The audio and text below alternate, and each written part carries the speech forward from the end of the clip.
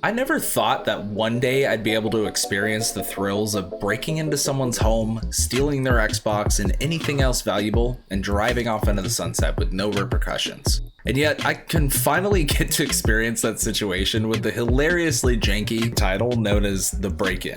Now, funny story, if you're in the VR space, you've most likely seen Habe's video on the same game, as I did as well. I thought the video was great as usual, gave me a chuckle, and then I was on my way. And then I get a message from my buddy, telling me to check my Steam inbox. And well, I suddenly had the B&E Simulator of the Year in my library.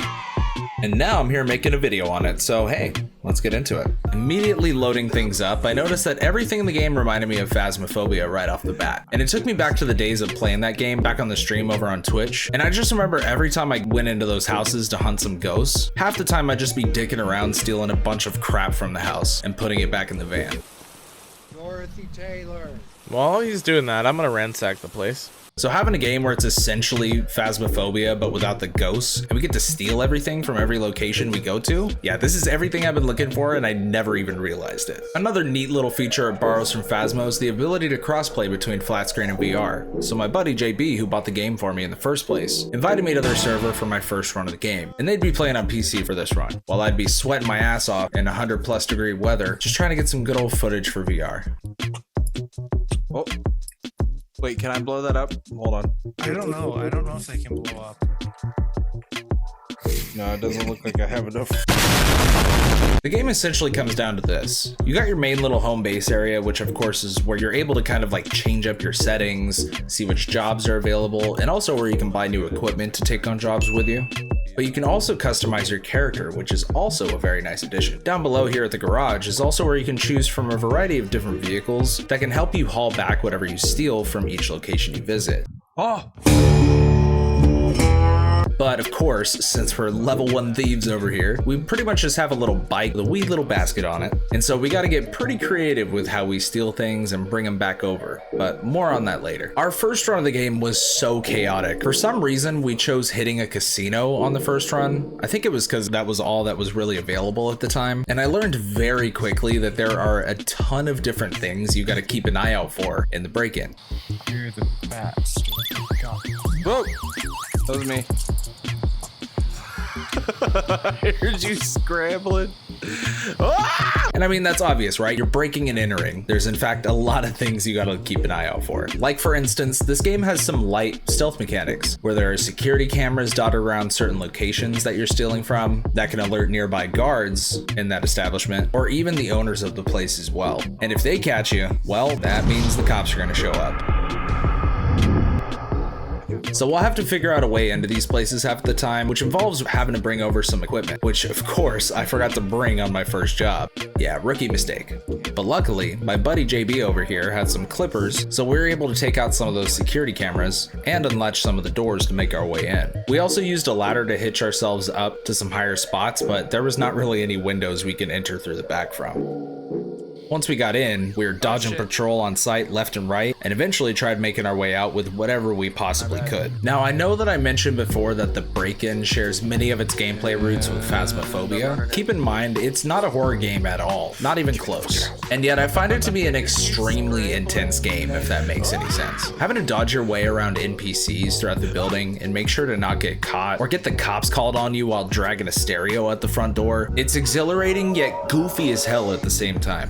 Even while out on another job while we were breaking into some poor sap's house just to steal whatever we could, I gave my buddy JB some cover and kept an eye on the owner of the house while he went around back to talk on the phone, while JB broke inside. He's in the backyard on the phone. Me? Yeah, he's talking to somebody. I'm just sitting here watching him like a fucking creep.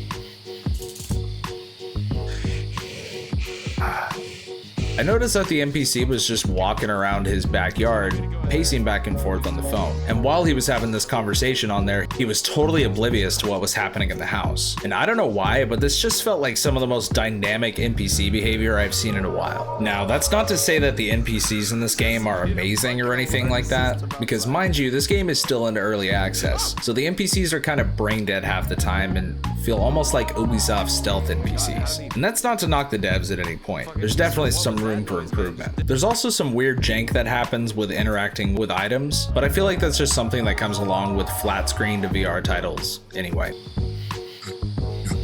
Go see. Sorry. Uh-oh. Oh, here. Fall to the ground.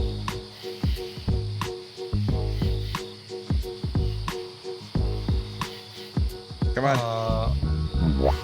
Although it's pretty inventive how they have worked with the flat screen gameplay, as you're actually able to do a lot of things that you would normally only be able to do in, say, like a VR game, like mantling different surfaces to climb and so forth. So it's still a pretty good game to play even if you're on flat screen. However, inspecting objects or looking at things a little bit more in depth is of course always going to be a bit better in VR. There's also a ton of random stuff that you can steal on this game as well. And like I mentioned earlier, trying to stack everything into that little BMX basket is like a fun little mini game in of itself. You can steal things like full-on slot machine cabinets to things like TVs, full gaming setups, or even these strange, suspicious tapes. Even things like government documents, safes, pretty much anything inside of the home or the building could be stolen. But everything, of course, has a different value depending on what it is. So it's always a good idea to fill up what you can in your basket with only necessary or valuable stuff. Like this Smoothbrain, for instance. Is this what I think it is? After doing a few runs of the game though and seeing how the progression works, I feel like there's a good baseline or at least a roadmap to this title, at least where it's at from this point. While the game is extremely fun where it currently is, you can definitely tell there's some room for improvement with this game. I feel like after a few more updates to things like improvements to NPC behavior, adjustments with interactions, with grabbing things, and maybe even some backing music, like I don't know, some like scandalous thief music from like old cartoons or something like that. The break-in has a ton of potential, and I can't really wait to see how things go with this game in the future, and also how things will look towards the end game. But yeah, I definitely recommend checking out the break-in if you're trying to get an itch for just stealing some stuff in a VR game, or just wanted to check something new out in general. The break-in has definitely got you covered. But thank you so much for getting this far in the video and choosing my dumbass videos out of all the other ones out on the website. I appreciate the hell out of you. So thanks again. Make sure to subscribe if you're into this content at all, and leave a like and all that usual YouTube jazz.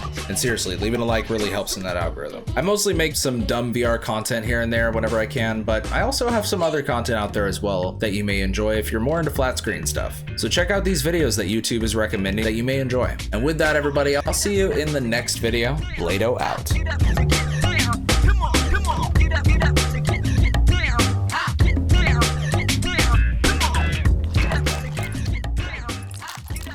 How do you eat? You can't eat the pancakes. Oh man.